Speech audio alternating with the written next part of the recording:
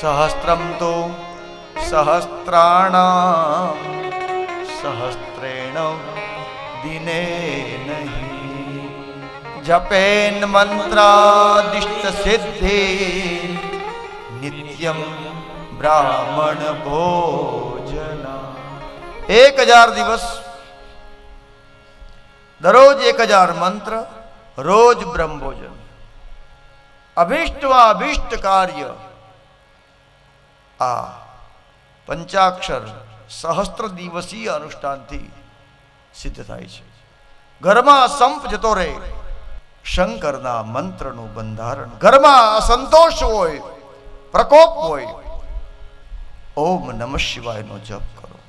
રોગ નિવૃત્તિ માટે ઓમ નમઃ શિવાયનો જપ. ધારા કાર્યો સિદ્ધ કરવા માટે ઓમ નમઃ શિવાય.